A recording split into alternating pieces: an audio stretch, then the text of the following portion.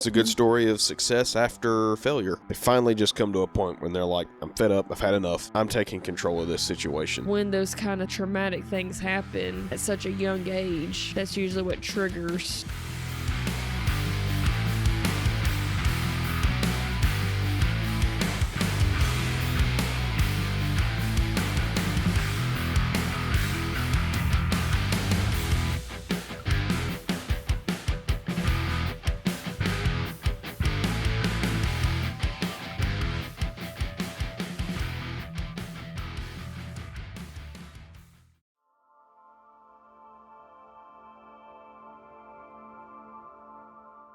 Grant Cardone was born on March 21st, 1958, in the small, working-class city of Lake Charles, Louisiana.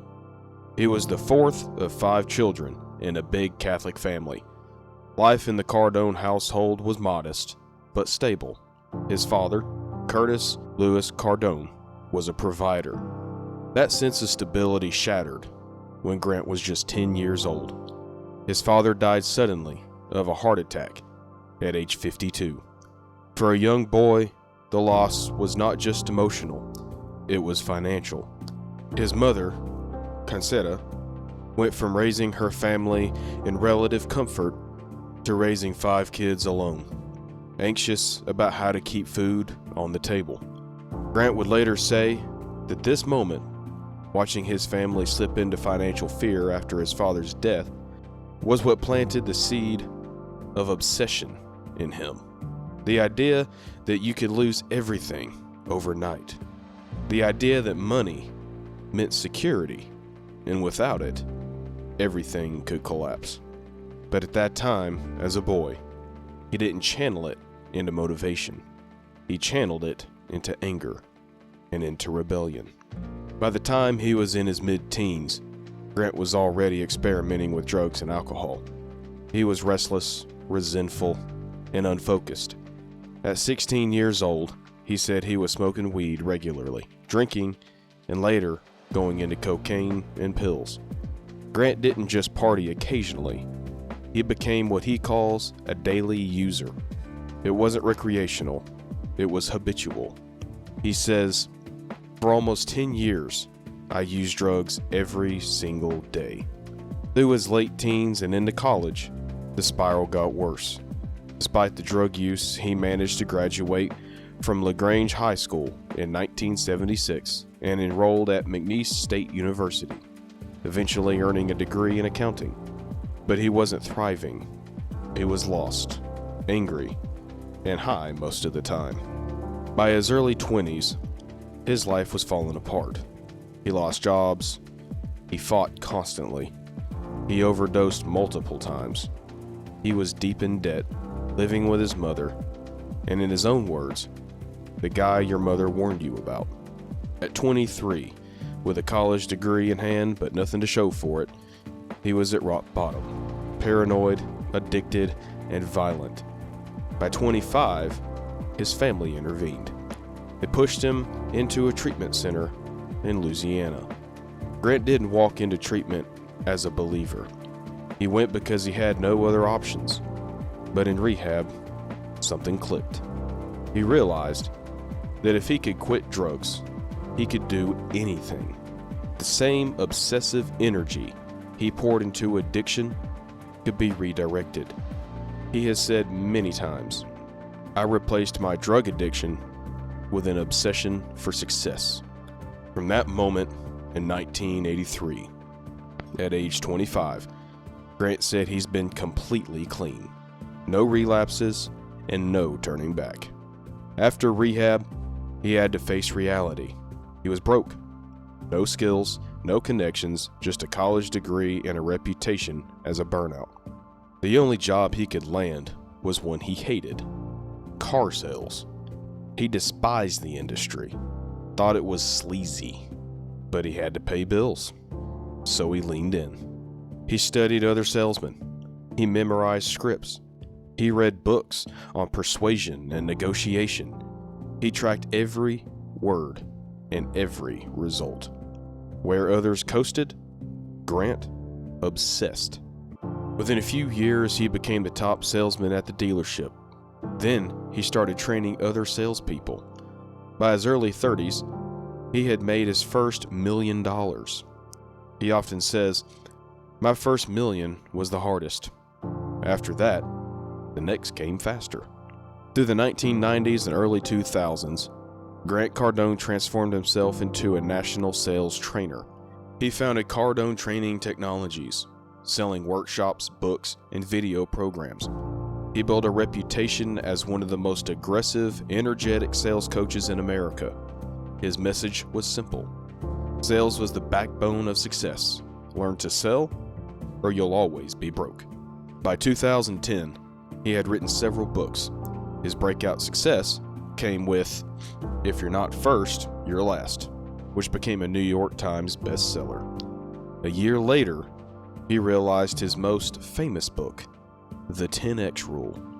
The 10X philosophy was born out of his own recovery journey. Don't just think small. Don't just take average action. Set goals 10 times bigger than what you think you want, and take 10 times the action to get there. That idea turned into his brand, into a movement, into the slogan he would build his empire around. By the early 2010s, Cardone was everywhere. In 2011, he starred in National Geographic's reality series Turnaround King, where he tried to save failing businesses. He launched his own podcast, YouTube channels, and eventually his famous 10X Growth Conference, filling stadiums with tens of thousands of entrepreneurs. Celebrities like Kevin Hart, Snoop Dogg, Floyd Mayweather, and Steve Harvey have shared his stage. Cardone had gone from washed-up addict to millionaire, to best-selling author, to media mogul. But that wasn't enough.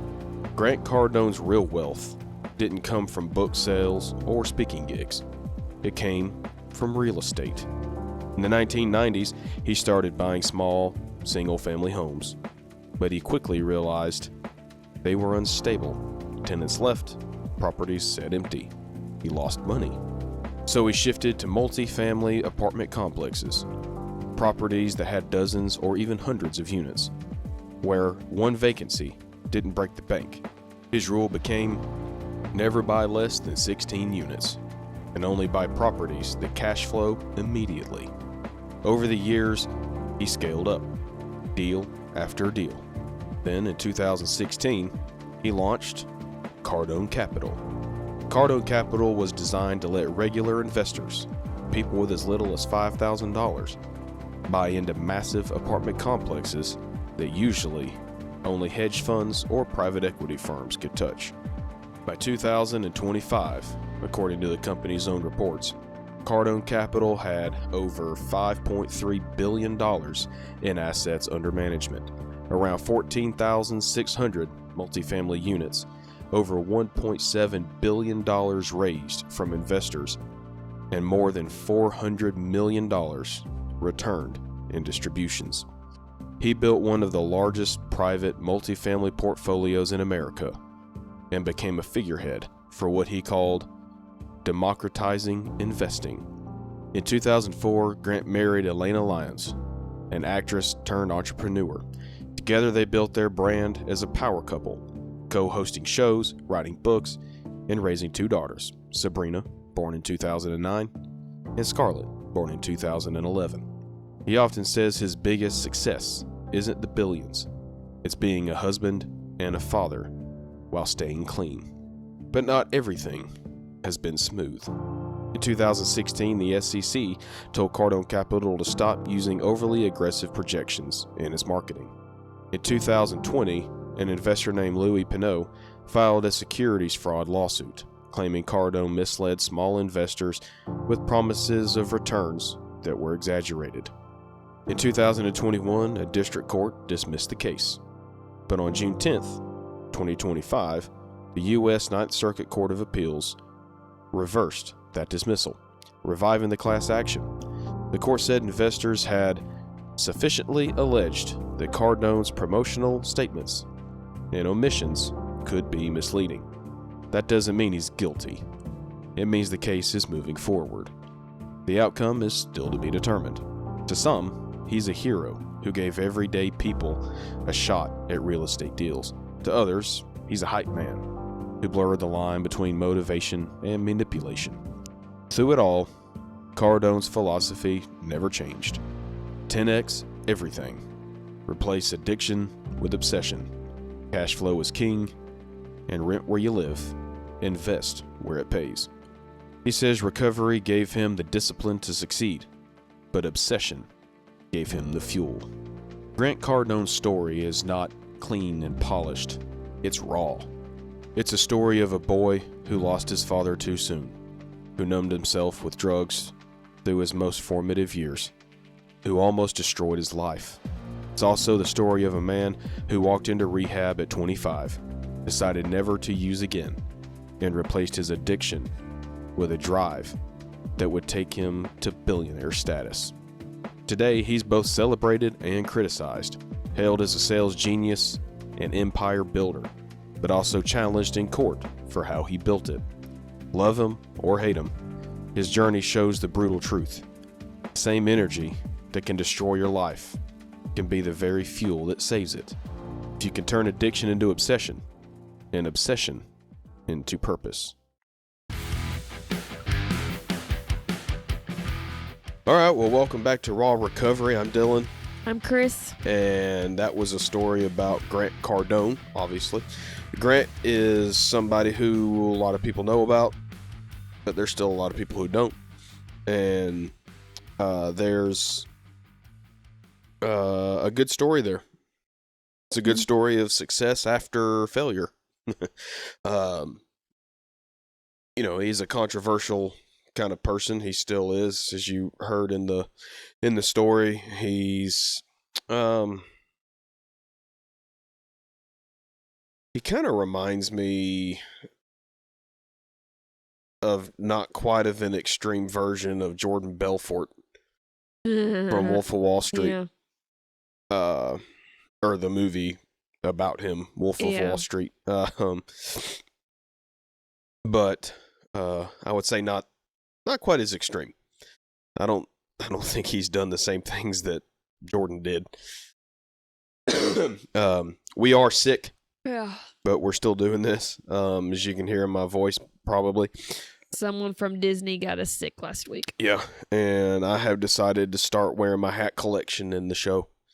So today I'm donning my cowboy hat. Yeah, once again, so not having a guest on this episode, we are, doing a narrative story and then talking about it. You don't know much about Grant. You've heard me talk about his real estate stuff every now and then, but you don't really know him. No, I just remember back when... Or know of him. Yeah. I don't even know him. Yeah, I just know back when you were watching his YouTube channel a lot, and we were actually going to go to that, one of his seminars in Miami, but then you had your shoulder surgery and all that, so we never got to go. So based off of that story that you listened to just now, what are your stuck out to you? Well, I didn't know about his dad dying. Yeah. And I think that that's a really big thing with people that I've learned, when I was in recovery myself, and then even going through the things that I went through is, it always takes that major thing to happen in life, because I've known a lot of ladies that I was in recovery with that, they had their mom die or their dad die, and it just took them down that downward spiral.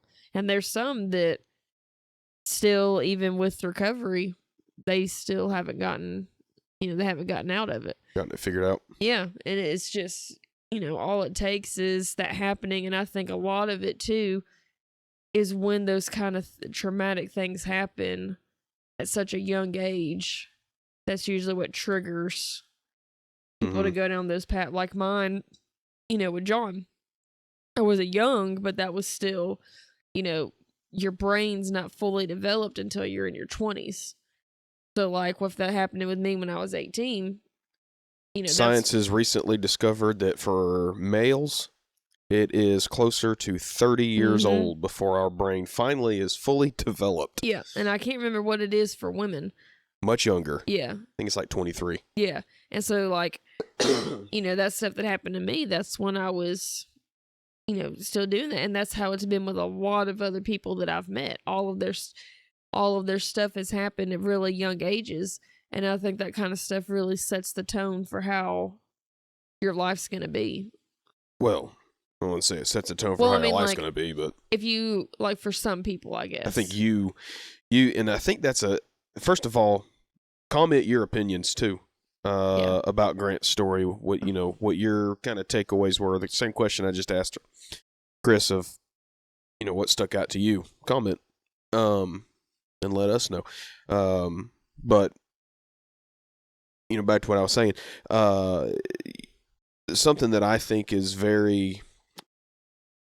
I've said before that a commonality between successful people that were former addicts is their ability to shift from being addicted to stuff that's bad for them and switching over and being addicted to stuff that is better or good for them. So, Grant had hang on, let me slightly backtrack. What I mean by that is, if you look at Mike Sorrentino from our last episode, if you haven't seen that, go check it out. If you look at the commonalities between Grant and Mike, it is two people who were very charismatic people. They had addictive personalities. And they came to a point where they decided, hey, I have to take control of my stuff. And instead of playing the victim, which they had done up to that point, instead of, well, everything has happened to me and I need to cope with it and this is how I do it. Whatever the reasoning is, every addict has their reason and everything.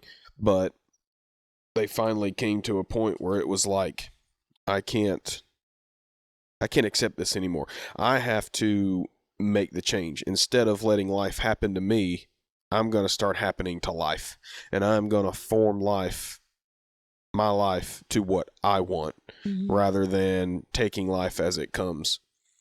And that's a commonality between Grant and Mike. It's a commonality among all successful people.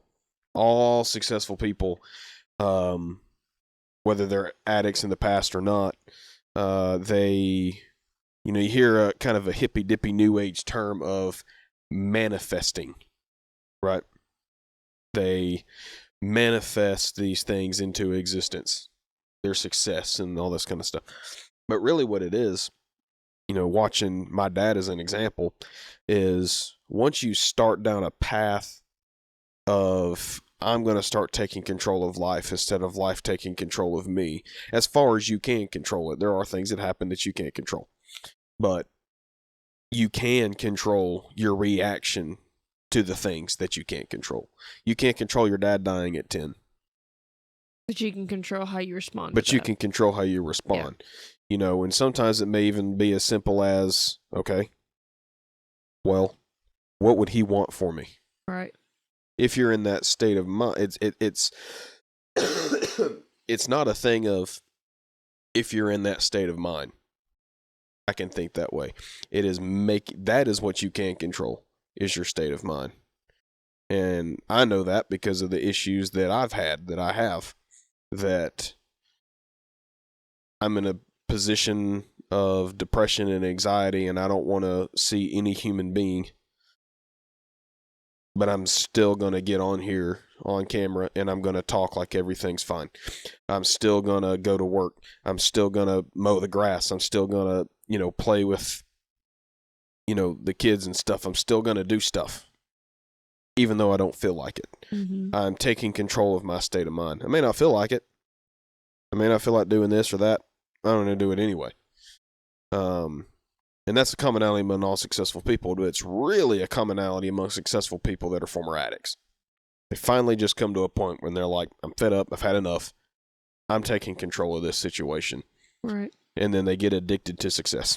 Yeah. Which is fine to be addicted to. Mm-hmm. That's perfectly fine, because especially if you have a kind of a predisposition in your brain of helping people, then you're gonna the more successful you get, the more you're gonna help people. Right. Because money, fame, particularly money, doesn't change who you are. It just makes who you are more of who you are. And you see that with like Mike, for example. Grant, to a certain degree, he's opened up investing to normal people like us instead of these hedge fund billionaires that buy up everything, like, companies like BlackRock. Yeah, let's talk about that. Isn't there like a certain way that he does that so that it's able to help people too? You have to lead me in more than that. I'm trying to think. My brain's... I'm going to pick up my vape that I dropped 5 minutes ago while you're talking or thinking. Doesn't he do a thing where, like, you don't have the money to buy this property and you want to get into, the apartment complexes and stuff like that? So, like, they essentially loan you that money and then y'all are partners with it or something like that? No, so Cardone Capital is the investment side of it's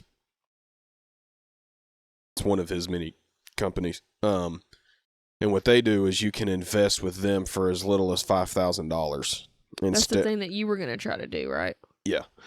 But then other opportunities, kind of came around that were more beneficial to me personally. But if you don't have that then that kind of helps you. What he has done, what I have seen him do, is people who don't have the money, he'll pay for it, but you do all the legwork.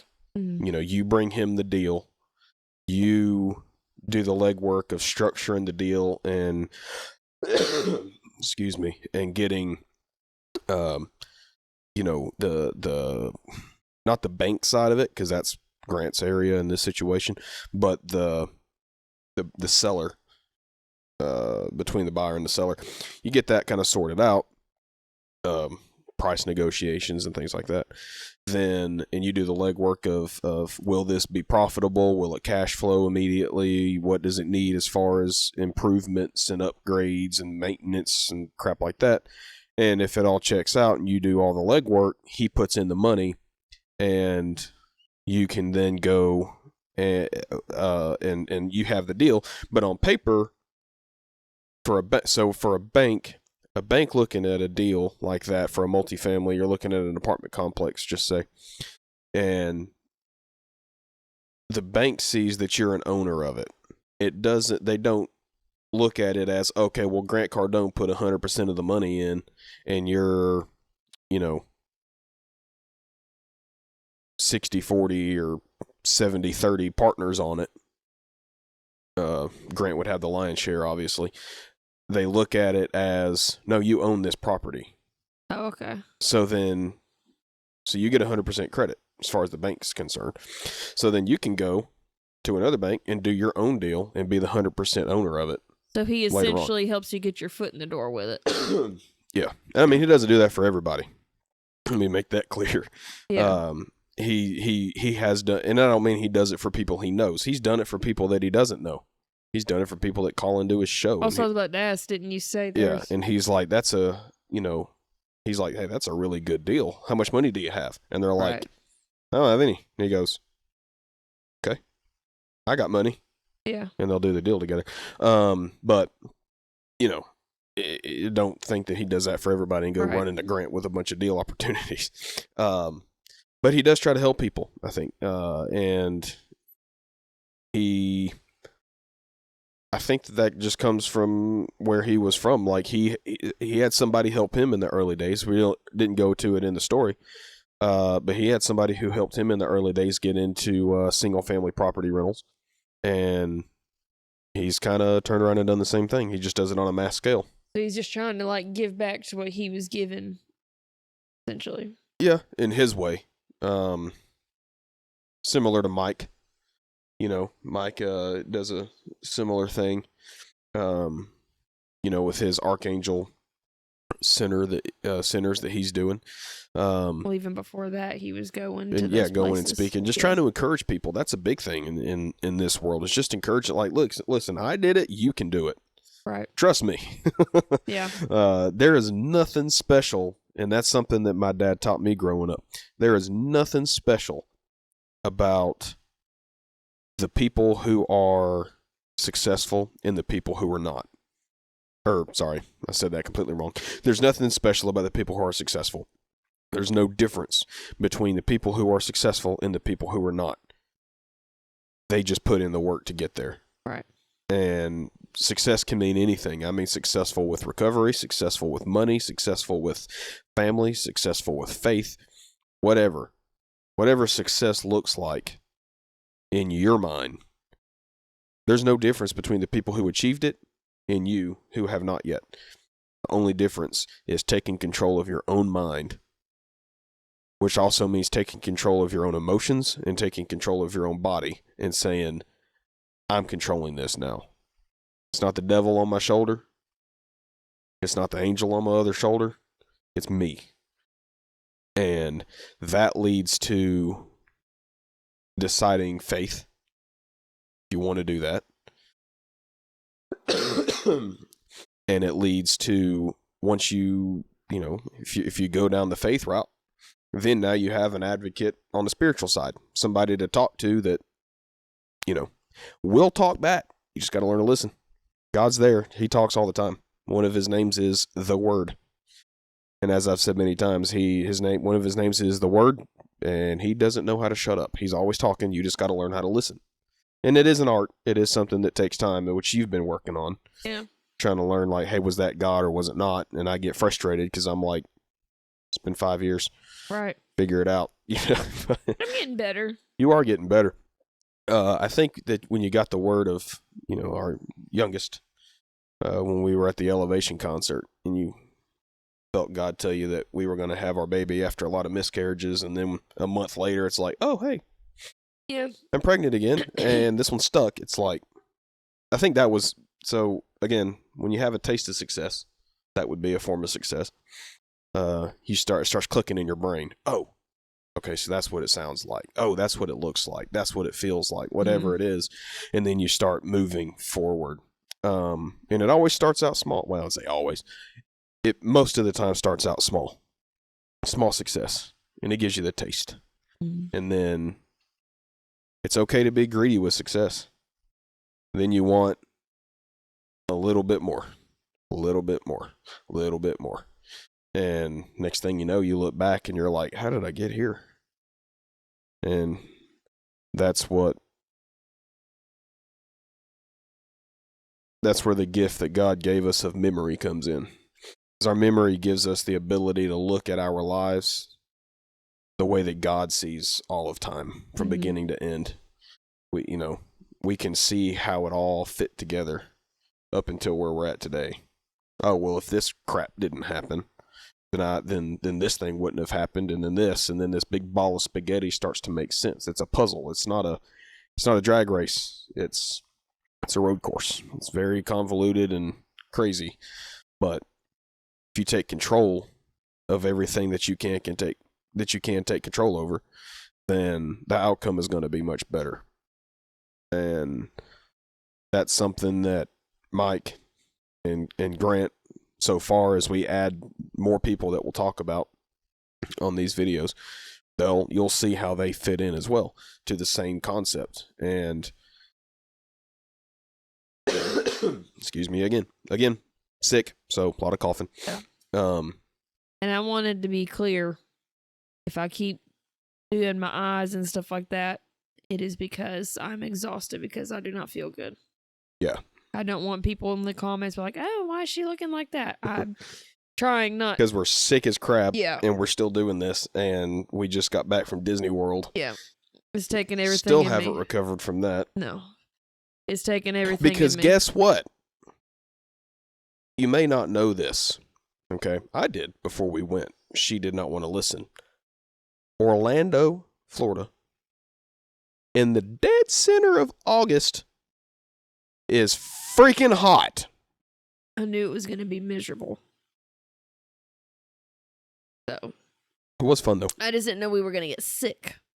Yeah, well. So that's. And then us having to, me having to go to work 2 days after we got back. Or 2 days after you got back.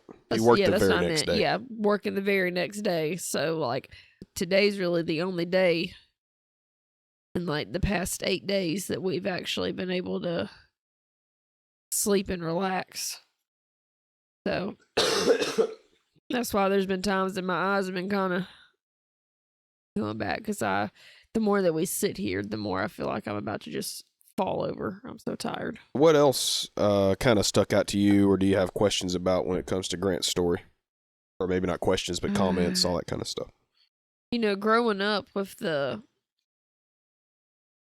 car sales and stuff like that, I thought that was really cool that was his first, his first thing. Because that's all I've, seen with, my grandfather. My mom, she's had different ones. My brother, so I've seen the car businesses throughout my entire life, and I've seen how you can be either really good or really bad. And my brother and my pawpaw and my mom, they're all really, really good. And then I've seen some others that they've had working there that are really, really bad. So the fact that he was, that good. He's extremely and able good. To say, and a lot of them, a lot of people that end up in working at car lots, I've met a lot of them too that they're addicts. That's actually a good point. Yeah. And that's why I'm very, it's really good that he was able to, go into that atmosphere after getting sober, and that he was able to stay sober while he was doing that. Because I know as an adult, I've seen a lot of ones working at the car lots that I've, grown up around. I've had close family friends that were like that, and they would try to, if they were close enough to the family, they would try to help it out, keep money back so that, hey, you only have this amount of money, so you don't go spending it like that. Because the way that their car lots were, they were the, mom and pop tight-knit type places, so the fact that he was able to do that really speaks volumes about himself too, because he was just like, I'm going to focus on the money and obsess over that and not worry about what they're doing over there. Well, and that's I've actually heard general managers of car dealerships say, because I have worked in car dealerships, which is why I know for a fact that I am not a salesperson. Nor do I have the temperament to deal with customer service type jobs and people at all. Anyway, I've heard general managers say, I want them addicted to something. I want them to have a high maintenance girlfriend or wife. I want them to have child support. I want them to be going through a divorce. I want them to be addicted to cocaine or meth or something, because that means that they are absolutely driven to make freaking money. And that's the car industry. It has changed some. It's not as bad now. Used to, back when Grant started in it, it was horrible. Yeah. But it's a lot more professional now. At least when you go to the big car dealerships. Yeah. The actual not a used car lot, but an actual dealership, Ford dealership, Chevy, Kia, Hyundai, freaking whatever. The actual brand dealerships are a lot more professional now. Yeah, it mainly was the smaller ones, I feel like, that you, even still, you had those types of issues with those Yeah, types of people. still now, yeah. But yeah, that's how he got his start, was in car Yeah. sales, and he hated it, as we heard in the Well, I video. can imagine. He still talks about it. He's like, I don't like, but he does like sales. Yeah. He just doesn't like being a car salesman, but he does like sales, because everything as far as business goes, if you're going to be an owner, it's sales. Yeah. Even this, to a certain degree, is sales. Yeah. It's marketing yourself, which I'm not good at. I'm not good at, hey, watch my video, mainly because I'm very self-conscious. So speaking of that stuff, for the viewers and for the Facebook people, the most important thing that we can do is share. Commenting is great. Subscribing is greater. Most importantly, it's sharing the videos, sharing the posts on the Facebooks, and the Book of Faces. On the Book of Faces, and also the engaging. So sharing the Facebook page itself with somebody who you think could benefit from it, not even just addiction, just encouragement. That's what we want to do, is encourage. And we do have things in the works. We're not going to say what yet because we're still working on it, but we do have things in the works for the recovery side that is beyond just watching a YouTube video. But we'll announce that when we are ready to fully announce it. But yeah, so when it comes to Grant, it's gonna be good. Yeah. So when it comes to Grant and Mike, I think the overarching example is, listen, you can do it. Mm-hmm. Grant didn't come from a rich family. Neither did Mike. They both ruined their lives with addiction. And now they're both extremely successful. They're both very wealthy. They're both successful with their families. So yeah, anybody can do it. Mm-hmm. It's just, you gotta have the will to do it. As oversimplistic as it sounds, it is still true. And as cliche as it sounds, it is still true. Anybody can do it, but you have to make up your mind. Yep. And that doesn't mean I'm going to do it. And today's really sucked. Let me take some of that, or drink some of that, or whatever. When you say make up your mind, that's why I say cliche. It's become just kind of a phrase. But what it really means is, I am determined. Every fiber of who I am is determined. Every bone in my body is dedicated to this thing. Right. Every ounce of my thinking and my mental processing power is dedicated to this one thing. And I will not stop until I achieve it. I don't care what anyone says. I don't care what anyone does. I don't care what happens. I will not stop until I get what I want.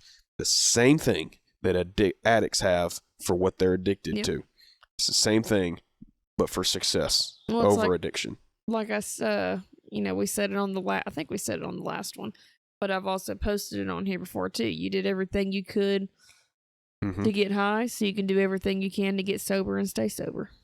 Yep, that's exactly, it, and that's literally what it is. Take the same energy that you put into getting the drugs or, the alcohol, whatever your thing is, same energy you put into getting that stuff when you needed it, put that same energy into getting and staying sober. Mm-hmm. And you'll have success at it. Yep. And that includes cutting all the people off that you don't need to be around. Yep. Are you an alcoholic and all your buddies are alcoholics? Sounds like you need a new friend group. Are you a drug addict and all your friends are drug addicts? Sounds like you need a new friends group. Your success over addiction becomes more important than what other people think of you, i.e. the people who are in addiction with you. and you have to put yourself first for a while and be selfish. Oh, I was selfish for a long time when I got sober. Mm-hmm. Remember, I didn't start really hanging out with friends again until this past year. Yep. Because I don't want to give my time away to just anybody, and I'm also scared to hang out with anybody because, you know, I haven't hung out with anybody in so long. I don't really know what they're doing, what their life's actually like. Yeah. So anyway, that's my takeaways from Grant's story, from Mike's story. Yeah. From your story. And hopefully, you know, leave comments about what your takeaways are. We want to hear it. Also, let us know what you think of the new format of the show with the narrated part and then us talking about it afterward when we don't have guests on. And, you know, let us know what you think of that. But anyway, so thank you for joining us again. And we look forward to seeing you on the next one. Bye. See ya.